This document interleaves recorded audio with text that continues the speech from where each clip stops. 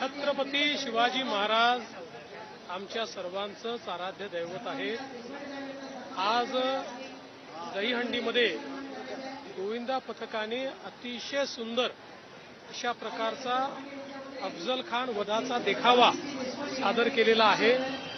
विशेषतः इतकी थरं लावून त्याच्यावर अशा प्रकारचा देखावा ज्यावेळेस आम्ही सगळ्यांनी बघितला, आमच्या अंगावरही रोमांच उभे राहिले आणि यातनं हेच सांगण्याचा प्रयत्न आहे की अफजल खान रूपी कितीही शक्ती स्वराज्यावर चालून आल्यात तरी छत्रपतींच्या प्रेरणेने त्यांचा कोथळा आम्ही बाहेर काढू, अर्थात लोकशाही पद्धतीनं बाहेर काढू। हिंदी में बता दीजिए सर, आज प्रयोग हुआ, एक अनोखा प्रयोग देखा गया। आज दहीहंडी में गोविंदा पथक ने एक बहुत सुंदर पिरामिड तैयार किया और उसके ऊपर अफजल खान के वध का एक बहुत ही सुंदर सीन क्रिएट किया था, जिसमें छत्रपति शिवाजी महाराज ने जिस प्रकार से अफजल खान को मारा, उसका वध किया, वो हम सबने देखा। सारे लोग रोमांचित हो उठे और इसके माध्यम से ये संदेश मिला कि स्वराज के ऊपर जब जब अफजल खान चलकर आएगा तो ऐसे अफजल खान को छत्रपति शिवाजी महाराज की प्रेरणा से हम लोग समाप्त करेंगे, उसका वध करेंगे, अर्थात लोकतांत्रिक पद्धति से करेंगे। आज नेपाळमध्ये जी काही घटना झाली होती त्यातल्या 7 जखमींना बॉम्बे हॉस्पिटलमध्ये आणलेलं आहे। त्या ठिकाणी जाऊन मी त्यांची भेट घेतली आहे, त्यांची विचारपूस केली आहे। खरं म्हणजे आपले गिरीश महाजन असतील किंवा सगळी तिथली आमच्या रक्षाताई खडसे असतील, तिथली सगळी टीम असेल, यांनी खूप मेहनत करून जे जखमी आहेत त्यांना सगळी मदत केली आहे। त्याच्यावर त्यांनी एक प्रकारे संतोष व्यक्त केला आणि आम्ही त्यांना आश्वस्त केलं आहे की तुम्ही ठीक झाल्याशिवाय आम्ही कोणी शांत बसणार नाही। सगळी त्यांची सेवा शुश्रूषा त्या ठिकाणी के मामले में जांच शुरू हुई है सर, उस बारे में बताइए।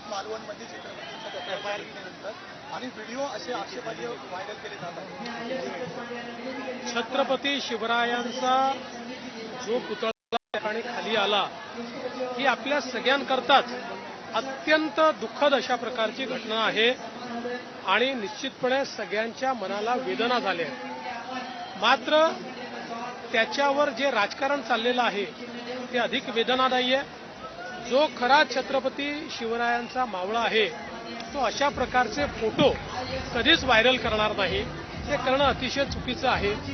आपल्याला कल्पना आहे की महाराष्ट्र सरकारने हा पुतळा तयार केला नव्हता, नेव्हीने चांगल्या हेतूनं हा पुतळा त्या ठिकाणी तयार केला होता।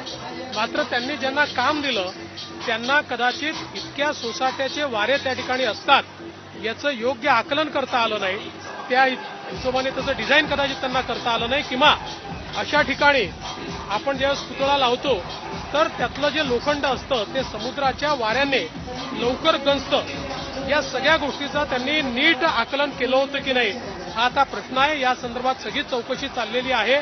आमचा संकल्प आहे त्याच ठिकाणी छत्रपती शिवरायांचा एक अतिशय भव्य आणि अखंड उभा राहील अशा प्रकारचा पुतळा आम्हाला तयार करायचा आहे। आम्ही नेव्हीच्या मदतीने त्या ठिकाणी तसा पुतळा पुन्हा लावू।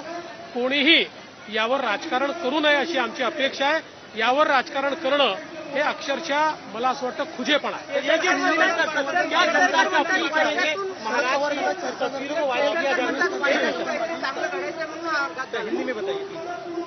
देखिए, छत्रपति शिवाजी महाराज का पुतला इस प्रकार से नीचे आना हम सभी के लिए बहुत ही दुखद इस प्रकार की घटना है, पर इस पर जो ओछी राजनीति चल रही है वो उससे भी दुखद है।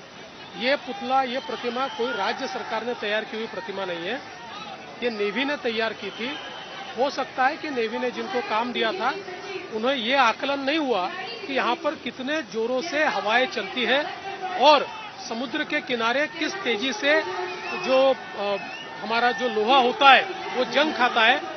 जो भी कारण हुए हो, ये पुतला नीचे आना ये हमारे लिए, सबके लिए दुखद है और हमने संकल्प किया है कि नेवी की मदद से बहुत ही भव्य और बहुत ही मजबूत पुतला वहां पर लगाया जाएगा। इस पर कोई भी राजनीति न करे, ये हमारा सबसे निवेदन है। एबीपी माझा, उघडा डोळे बघा नीट।